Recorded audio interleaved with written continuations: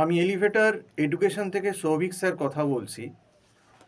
আজকে আমি এই ভিডিওতে জানাতে চাই যে আমাদের ম্যাকআউটের এমবিএ ফার্স্ট সেমিস্টার 2025-এর ব্যাচের ক্লাস শুরু হতে চলেছে অনলাইনে।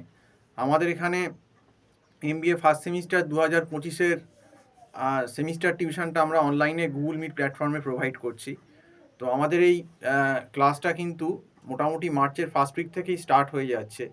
তো তোমরা যারা অলরেডি ম্যাকআউটে অ্যাডমিশান নিয়েছো 25 সালের জন্যে, এবং তোমাদের সেশন হয়তো আগস্ট সেপ্টেম্বর থেকে চালু হবে, কিন্তু তোমাদের এমবিএ ফার্স্ট সেমিস্টারের সিলেবাসটা কিন্তু অত্যন্ত হিউজ। তোমাদের ফার্স্ট সেমিস্টারে মাইক্রো ইকোনমিক্স এবং ম্যাক্রো ইকোনমিক্স একসঙ্গে একটা পেপারের ভেতর আসে, এবং এই পেপারটাতে কিন্তু ম্যাক্সিমাম সাপ্লি হয়। এছাড়াও তোমাদের যে কোয়ান্টিটেটিভ টেকনিক বা আগে যারা কিউটি ছিল, এখন নাম দিয়েছে business statistics and research methodology, এই পেপারটারও সিলেবাস প্রচুর। এর ভেতর স্ট্যাটিস্টিক্স 1, স্ট্যাটিস্টিক্স 2, তার ভেতর প্রবাবিলিটি, বাইনোমিয়াল, পয়জো, নর্মাল ডিস্ট্রিবিউশন, হাইপোথিসিসের 10টা কেস, অ্যানোভা প্লাস আরএমের প্রচুর থিওরি, এবং তার সঙ্গে স্ট্যাটিস্টিক্স 1ও আছে, ফ্রিকোয়েন্সি ডিস্ট্রিবিউশন আছে, মিন মিডিয়ান মোড আছে, স্ট্যান্ডার্ড ডিভিয়েশন আছে, কোরিলেশন রিগ্রেশন আছে।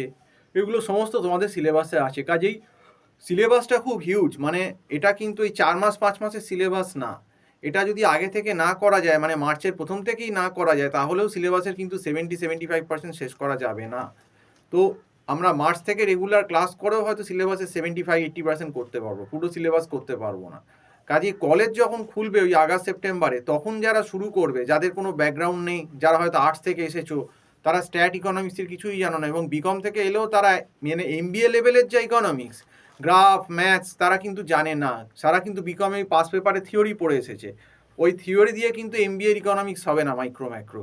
কারণ মাইক্রো ইকোনমিক্সের ভেতর তোমার আর অনেক কিছু আছে, consumer behaviour, demand supply, elasticity of demand আছে, তারপর তোমার indifference curve, budget line, price consumption curve, income consumption curve, substitution effect, income effect, Lagrange মাল্টিপ্লায়ারের সামস, তারপর তোমার production cost, theory plus sums, মার্কেটের ভেতর তোমার perfect competition, monopoly, monopolistic competition, oligopoly, বা এগুলোর তোমার সমস্ত ইকুইলিব্রিয়ামের গ্রাফ প্লাস সামস। কাজেই সিলেবাসটা কিন্তু ইকোনমিক্স আর তোমার বিজনেস স্ট্যাটিস্টিক্স অ্যান্ড রিসার্চ মেথোডোলজির হিউজ। কাজেই এই সিলেবাস যদি আগে থেকে সিরিয়াসলি না করা হয়, এবারেও যেমন আমি বহুবার সাবধান করেছিলাম তোমাদের সিনিয়র ব্যাচকে, ফার্স্ট সেমিস্টার হয়ে রেজাল্ট বেরিয়ে গেল, অনেকেই কিন্তু ইকোতে সাপ্লি পেয়েছে এবং স্ট্যাটে গেছে। কাজেই বি অ্যাওয়ার, আমি আগে থেকেই সাবধান করছি, আবারও সাবধান করছি যে তোমাদের সিনিয়রদের যে হাল হয়েছে তোমাদের যেন না হয়। এটাই আমি বলছি, ব্যাপারটাকে মোটেই লাইটলি নিও না, কারণ কোথা থেকে কি হয়ে যাবে কিন্তু বোঝা খুব মুশকিল। আর শুধু কলেজের ভরসায় বসে থেকো না, কারণ ম্যাক্সিমাম কলেজেই কিন্তু ওই সেপ্টেম্বর থেকে কলেজ খুলে মাঝখানে পুজো, কালী পুজো, ভাইফোঁটা, এইসব অকেশান গিয়ে তোমাদের কলেজে কিন্তু ইন্ডিভিজুয়াল অ্যাটেনশন কিছুই হবে না, এবং সিলেবাসও শেষ হবে না। তো এটাই তোমাদেরকে বললাম।